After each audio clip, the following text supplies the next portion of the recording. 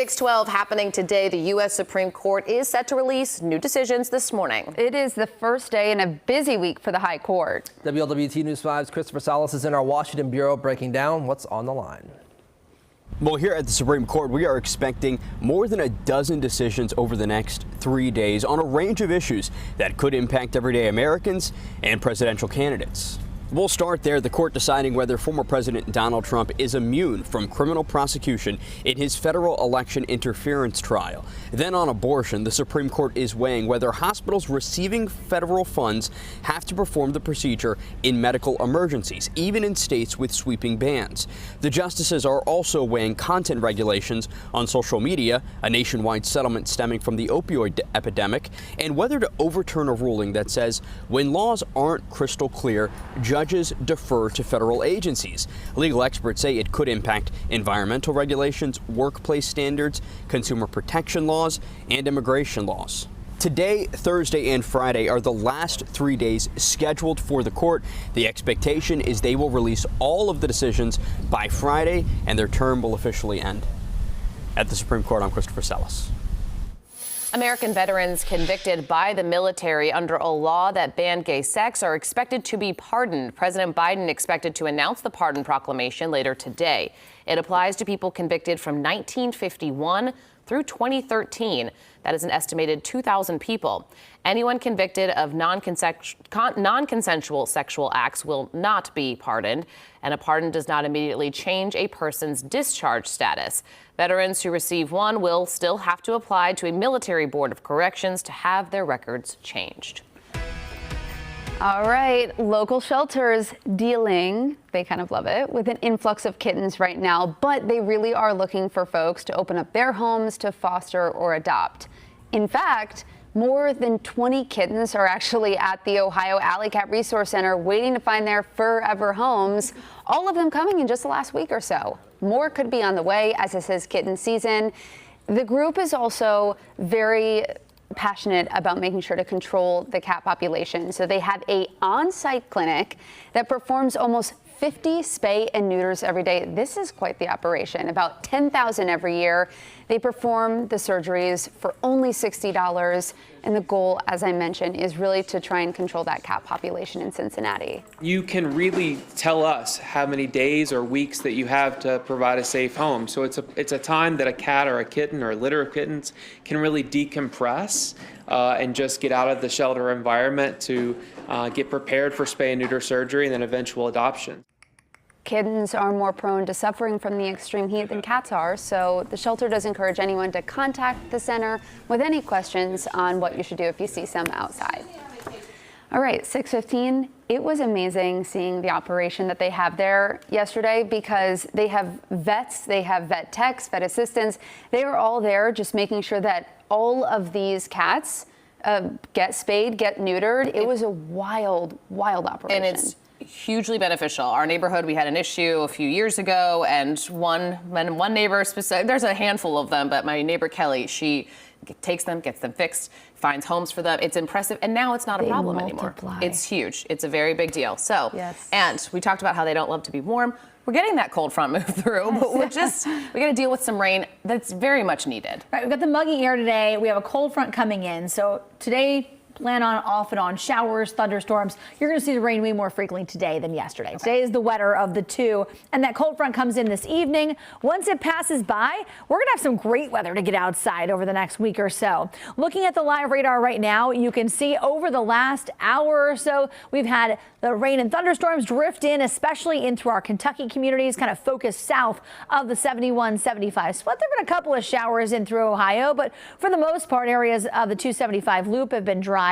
Leading edge of rain showers now from rising sun creeping into portions of Boone County. So just a couple minutes away from seeing those first showers in the area of Union and eventually Florence. As we look a bit further to the east here's along the Ohio River up and through northern portions of Bracken County, seeing some heavier rain drifting in the direction of Brooksville and Augusta. We've had several rounds of showers so far in Falmouth and right along Route 27. And currently, if there's a heaviest downpour in the area, it's southern portions of Grand Grant County. You can see right along that stretch of I-75, probably traveling just a little bit slower with the heavier rain moving through and kind of drifting to the east. So that's what's happening in our area right now, but I wanted to give you the big picture so you can kind of see how the day is going to progress. You can see the rain and thunderstorms kind of lined up here to our south and west, some of those drifting in our direction. So you'll have scattered rain chances this morning and then the rain around a bit more frequently as we get into the afternoon. Cold front itself looking to move through our area probably between about 6 and 8 p.m. tonight. As far as severe weather goes, check it out. Cincinnati, much of the area in the slight risk, which is the yellow color here. It's kind of a 2 out of 5. There's a chance a couple of storms could potentially have a couple of gusty winds with them, but it's a muggy 70 degrees to start the day. And today's a weather impact day because more rain is coming through. Rain chances start to pick up here as the sun comes up. Off and on in the morning, scattered downpours possible because of the high humidity.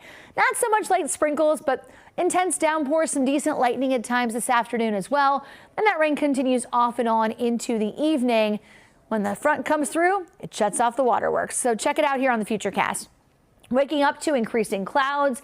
You can see Futurecast kind of picking up on the focus of the rain to the south. And as we go through the morning rush, there'll be areas dealing with some scattered rain, a little thunder and lightning. Once we get to about lunchtime or so, you'll notice the rain becomes more frequent, more widespread. So by the lunch hour, you'll see some showers and thunderstorms. Reds have a day game today. I think they have windows to play the game, but obviously rain delays are going to be a possibility. You can see some scattered rain and thunderstorms in our region 2, 3 o'clock. Any one of these could have some decent lightning, some heavy pockets of rainfall. Front itself starts to approach by about 6 p.m. So starts to the north and west, slides to the south and east between about 6 and 8 o'clock for most of us. This will be a more widespread line of rain. And then by about the 9 o'clock hour, it's settled down to the south and the more comfortable air rolls in. So your 12-hour forecast shows by the time we get into the late morning and into the afternoon, have that weather impact symbol. Be ready for the potential for thunderstorms. 84, but feeling like 94 because of the higher humidity. Tomorrow will feel much better. We're looking at lower dew points, comfortable air, sunny skies, and 83. After today, really the only rain threat is a Saturday cold front. So if you do have, games and pool parties on Saturday, scattered storms expected, more numerous for us in the evening, very humid through the day, and then much more comfortable afterwards. In fact, Sunday's high of 80. Adam, it might be tricky to get to 80 degrees. We could have a day in the 70s. How nice does that sound? That would feel very nice, especially after the heat and humidity of last week. Traffic-wise out there for your morning commute, things looking pretty decent for us so far. This is a look at 75 at Ronald Reagan. A lot more traffic now this morning as we start to get really into some of the peak of that morning commute. Northern Kentucky, 471 near Kentucky 8 as you're heading towards the Big Mac there. Things looking pretty good. Traffic moving along well, but all green on our map so far. You do see a little bit of that rain that Randy was talking about there around Rising Sun heading towards the 71-75 split area. So eventually, if you are in northern Kentucky, you may see a little bit of that rain starting to move over the interstate. But so far, it's all green on the map across our area. We do have one little slowdown earlier on Highway 27 here. This is near the Mount Airy area. You see it just south of Fox Acres. That has since kind of been clearing up as we've gone throughout this morning. Otherwise, few slowdowns on 50 West as you move to the northeast through parts of Newtown up to Milford. Some slowdowns there, but overall, interstates looking dry, but if that rain moves in, as I talked about there to the southwest, expect some wet roadways and just slow it down a little bit as that rain moves in. But we'll keep you updated throughout this morning. Kelly? All right, Adam, thank you. Coming up, Kroger now finding new ways to fight food insecurity. The new mobile market being rolled out to help solve issues caused by food deserts. And a recall alert this morning, the issue with some Ford F-150 pickups and what you should do if your truck is impacted.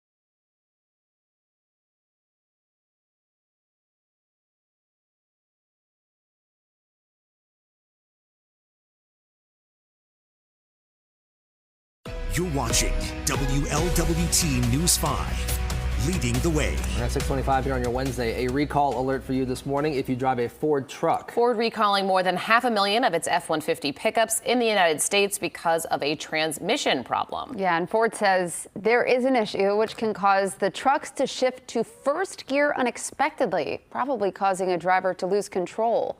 It is caused by a computer issue. It impacts 2014 models, and owners should contact their dealer for a free update that should fix the issue. Kroger is wheeling out a state-of-the-art mobile market to food deserts all over the country. It made a stop in the Louisville town of Fairdale, where the closest grocery store is 10 miles away. It's equipped with a refrigerator, air conditioning, even some baskets to shop for essentials like meat, cheese, and even spices. The hope is to give all people equal access to food. So to come on News 5 today, state police now investigating after a toddler was hit by a car while crossing a street in Clark County. Leading the way at 6:30, what we know about the one-year-old's condition after he was flown to the hospital late last night. And a warning from the U.S. Surgeon General about gun violence. Now coming up, I'll explain the impact this crisis has had locally.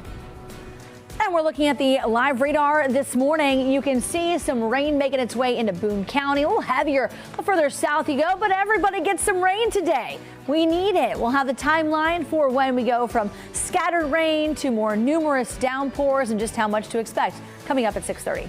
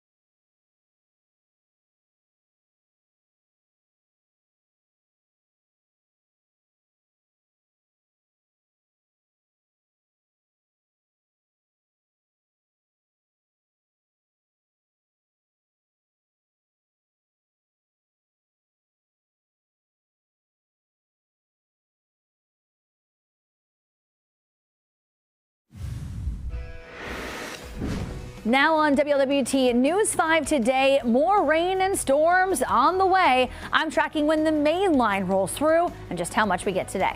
Plus, making gun violence a public health crisis, the concern from the U.S. Surgeon General and what the data says about local violence. And we're learning more after a local superintendent opts to stay with his current district despite being approved at another district. What Little Miami is now doing after losing their top candidate. This is WLWT News 5 today, leading the way. All right, we've got green on the WLWT live radar this morning. I'm coming. She's coming. She's coming. She's going to tell us more about it here in just a minute. We're settling in to the scattered storms across our area. Good morning. I'm Kelly Rippin here with Stephen Albritton. And I'm Megan Mitchell here with now meteorologist Randy Rico. She's been busy this morning. And so, Randy, tell us what you've seen on the radar. There's some lightning involved. Oh, yeah. We'll have lightning. We'll have downpours today. There is a chance there could be a couple of storms with some gusty winds this afternoon, but we're not talking about a tornado threat or anything like that today. It's a cold front coming in. We've got humid air. and we need the rain kind of desperately My at grass this point. needs it 'cause I'm not going to water it. I'm waiting on Mother Nature to do that. There you go. And most places will pick up probably a half to 3/4 of an inch of rain today. So we'll take it. This is beneficial rain moving in, and you're going to have that rain threat with us most of the day. Now, that doesn't mean that it's going to rain in your town all day long, but we have scattered rain coming in this morning. We'll see more frequent rounds this afternoon, and then the actual cold front will provide kind of a more solid line into the evening hours. So right now on the live radar here, you can see Kentucky seeing the bulk of the rain at the moment, at least. That leading edge now getting closer to the 275 loop. Light rain showers in central Boone County kind of lifting in the direction of Thomas More Stadium. Starting to see a couple sprinkles near Florence, and heading toward the 275 loop there, you can see some very light rain showers. It does extend a little bit further south here, right to the 71-75 split. Heavier rain to the east. Pendleton County right now. Falmouth, one of the spots that's seeing a little more frequent downpours as we've gone through the last couple of hours. And now northern portions of Bracken County getting in on it, and even crossing the river into southern portions of Claremont County near Felicity. Seeing a couple of showers there passing by just south of town. As we go a little bit further south, here's some thunder and lightning. This is along 75 south of Dry Ridge there in southern portions of Grant County. So this is pushing in our direction, and you're going to see showers starting to pick up here. Now that the sun is up, we'll have rain, we'll have thunderstorms off and on through the day. Cold front itself still sitting well off to our west. That front comes through probably between about 6 and 8 p.m. for most of us this evening. So when you head out today, now through, we'll call it sunset, have the rain gear with you, because a shower or a thunderstorm is going to be a possibility for us at any point. As far as stronger storms go, as we head into maybe the heart of the afternoon, there could be a storm or two that has gusty winds with it. So for today, starting out with temperatures near 70 degrees, your rain threat, kind of a moderate rain threat in the morning. It does pick up for the afternoon and evening hours. I'm going to go hour by hour through that future cast here in just a couple of minutes. But right now, let's get over to Adam Burnison. He's with us this morning, checking the impact of the rain on any traffic situations. Yeah, Randy, as you mentioned, some of that rain in northern Kentucky here within much of the metro so far, at least. Things have been pretty dry. 71 at Red Bank. You see both northbound, southbound lanes. A little more traffic out there as we're starting to get into kind of that morning peak commute. But overall, things moving well so far. We do have that rain. You see the somewhat darker skies there in Florence as you're looking south. Those northbound lanes moving along pretty well out there as well. But you have that rain, just as Randy mentioned, there in parts of